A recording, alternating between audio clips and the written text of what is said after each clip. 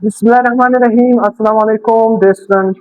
Class first year physics new syllabus हमारे पास क्या है? New syllabus, new book. तो न्यू बुक थर्मोडायनेमिक्स चैप्टर का आज हम लेक्चर नंबर 6 पढ़ने जा रहे हैं। सबसे important topic first law of thermodynamics. इस लेक्चर में हम फर्स्ट लॉ ऑफ थर्मोडायनेमिक्स को पढ़ेंगे, आने वाले लेक्चर में हम इसके एप्लीकेशन पढ़ेंगे। अब first law of thermodynamics coming. First law of thermodynamics हमें कहता क्या है? सिंपल आपने याद रखना है। देखो, ये हमें यूनिवर्सल ट्रुथ के बारे में बताता है। किस चीज के बारे में बताता है? यूनिवर्सल ट्रुथ के बारे में। किस चीज के बारे में? यूनिवर्सल ट्रुथ के बारे में। ये हमें यूनिवर्सल ट्रुथ के बारे में बताता है। सिंपल पहला पॉइंट। अगर हम आपके पास फर्स्ट लॉ ऑफ थर्मोडायनेमिक्स आ जाए तो आपके जहन में क्या आना चाहिए? Universal truth. हमें क्या है? इस यूनिवर्स की ट्रुथ के बारे में, हकायक के बारे में हमें बताते हैं। यूनिवर्सल ट्रुथ के बारे में बताते हैं। अब यूनिवर्सल ट्रुथ क्या है? देखो सिंपल, ये हमें ये बताता है फर्स्ट लॉ ऑफ थर्मोडायनेमिक्स के energy can nether be created. Energy को न तो हम बना सकते हैं, नॉर डिस्ट्रॉय, न तो हम तबाह कर सकते हैं। It can only be converted from one form to another form. Simple, first law of thermodynamics हमें इस यूनिवर्सल ट्रुथ के बारे में बताता है। कौन सा यूनिवर्सल ट्रुथ? ये वाला यूनिवर्सल ट्रुथ। इसको हम law of conservation of energy भी कहते हैं। क्या कहते हैं? Law of conservation of energy. तो दरअसल में जो फर्स्ट लॉ ऑफ थर्मोडायनेमिक्स है ना, ये किस चीज पर बेस्ड है? ये बेस्ड है फर्स्ट लॉ ऑफ, क्या है? Simple law of conservation. First law में law of conservation of energy किस चीज पर बेस है? Law of conservation of energy पर बेस है। Law of conservation of energy हमें किस चीज के बारे में बताता है? ना तो हम एनर्जी को बना सकते हैं, ना तो एनर्जी को हम डिस्ट्रॉय कर सकते हैं। ना बना सकते हैं, ना तबाह कर सकते हैं, बल्कि एनर्जी को हम एक फॉर्म से दूसरी फॉर्म में कन्वर्ट कर सकते हैं। तो इसको हम कहते हैं लॉ ऑफ थर्मोडायनेमिक्स। और यही स्टेटमेंट हमारे पास क्या है? Law of conservation of energy का भी। तो आप क्या कह सकते हो कि फर्स्ट लॉ ऑफ थर्मोडायनेमिक्स किस पर बेस्ड है? Law of conservation of energy पर बेस्ड है। या फिर इस तरह कह सकते हो कि फर्स्ट लॉ ऑफ थर्मोडायनेमिक्स क्या है? स्पेशल केस है law of conservation of energy का।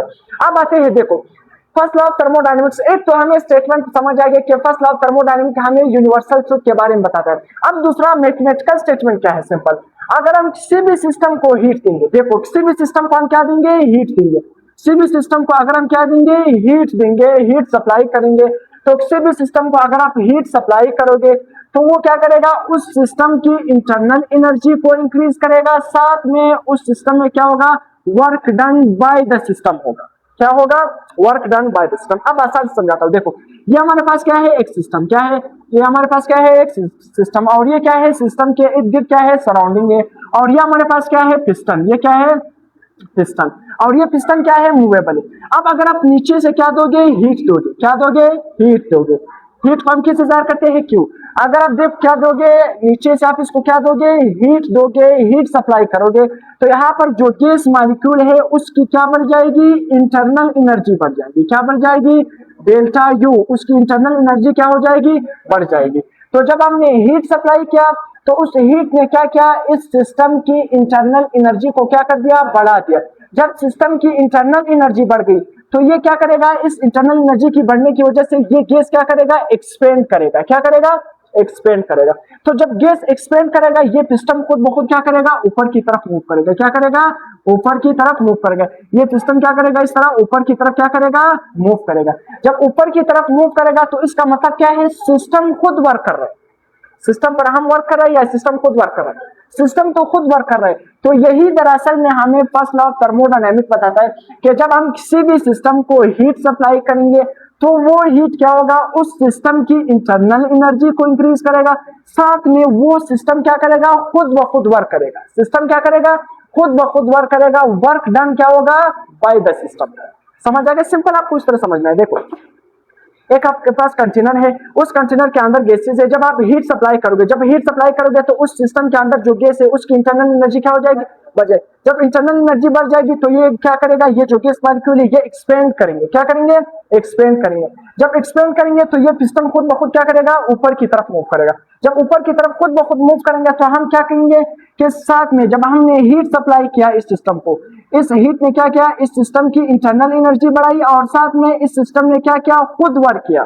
साथ में इस सिस्टम ने खुद वर्क किया, इसको हम कहते हैं फर्स्ट लॉ ऑफ थर्मोडायनेमिक्स। दूसरा स्टेटमेंट देखो, हम क्या कहेंगे, heat supply to the system, जब हम सिस्टम को हीट सप्लाई करेंगे इज इक्वल टू, किसके बराबर है, देखो heat supply to the system, जब हम सिस्टम को हीट सप्लाई करेंगे वो किसके बराबर होगा, देखो increase in its internal energy, उस सिस्टम की इंटरनल एनर्जी क्या हो जाएगी, बढ़ जाएगी।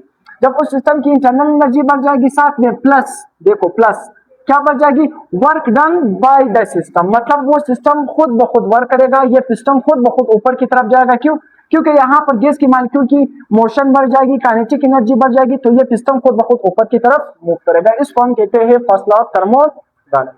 समझ आ गया। अब इसके बाद हमारे पास क्या है, इसको आप इस तरह भी लिख सकते हो कि heat supply to the system, change in internal energy plus work done, work done by the system. इस वर्क का फॉर्मूला हमारे पास क्या है, pressure into change in volume, pressure into change in volume. तो ये वर्क का दूसरा फॉर्मूला है कि pressure into change in volume. अब आते हैं यहाँ पर, Q का मतलब क्या है, heat supply to the system, delta U का मतलब क्या है, change in internal energy, work का मतलब क्या, W का मतलब क्या है, work done by the system.